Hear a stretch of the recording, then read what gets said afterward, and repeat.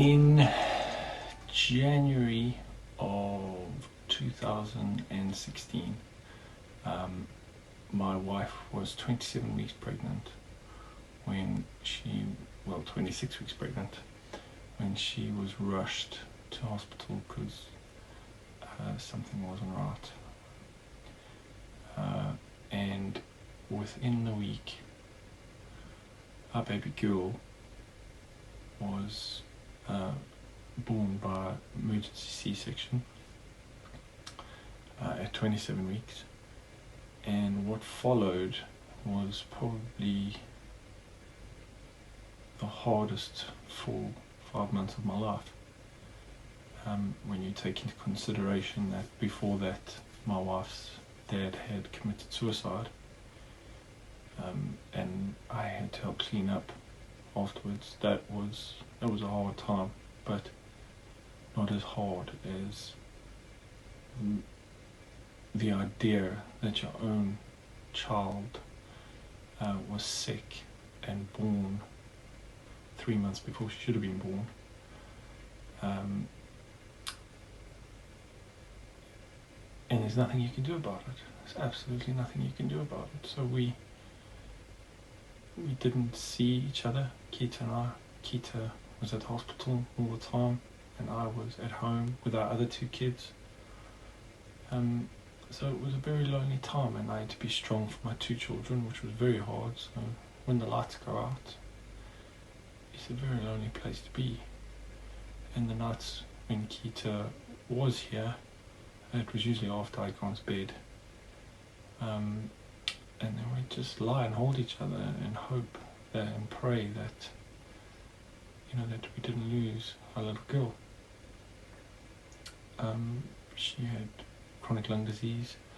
They would never ever tell us if she was going to make it or not. And you literally live from day to day not knowing what's going to happen on the next. My life was pretty normal until I was about 16 when my mum died. She was only 38. So this threw my life upside down. My dad was an abusive alcoholic. I hadn't lived with him for many, many years. So I moved in with my nan, my mum's mum. I became really angry and I hated everything. I hated myself, I hated other people, I hated children, I hated everyone. I hated the world. And I was so furious, so angry at everything. So I tried to control these feelings by smoking marijuana. And the more I smoked, the more time I could spend giggling instead of crying. I could just avoid my feelings. So that's pretty much what I did. 10 years later, I was still very angry. I was still very messed up. I didn't think that many more bad things could happen to me. But then my dad died, and the same month my nan died. Now my dad dying raised so many issues of what my father should have been to me, and the loss of having a real dad as well as the dad that I did have. But losing Nan was even worse because she'd become my second mum. And so when I lost my Nan, I couldn't avoid the pain anymore. The pain just reared up and everything kind of came out.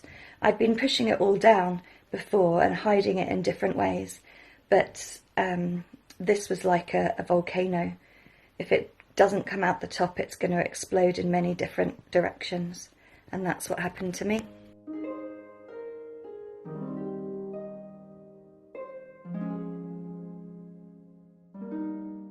When times are dark, and those were dark times, I needed to be strong for my wife and my kids. I couldn't do it by myself. It's the weirdest thing to explain. God just had me. He just had me. He he sorted everything out. He sort of helped with work. I always got my work done. I don't know how. I can't remember doing my work. I always got my work done. I always had enough time to love on my kids. We had a church group of supporters that were just phenomenal. The family of the church. You know, and when people say church, you know, you think of a building. That's not church. Church is the people. The people that made us meals. They loved on us. They supported us. They did everything for us so that we could concentrate on our kids. And God did the rest.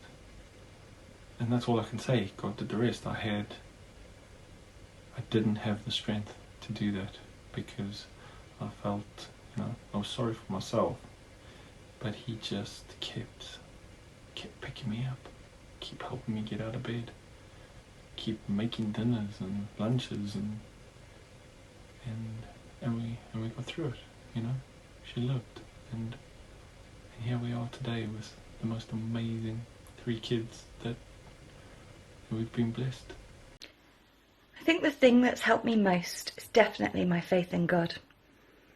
At a time when I felt lost and alone and I had nobody, God showed me that He was there, He was with me, and He was going to be with me through all of the days of my life, that He was never going to leave me, never going to abandon me or forsake me, and I would never lose Him.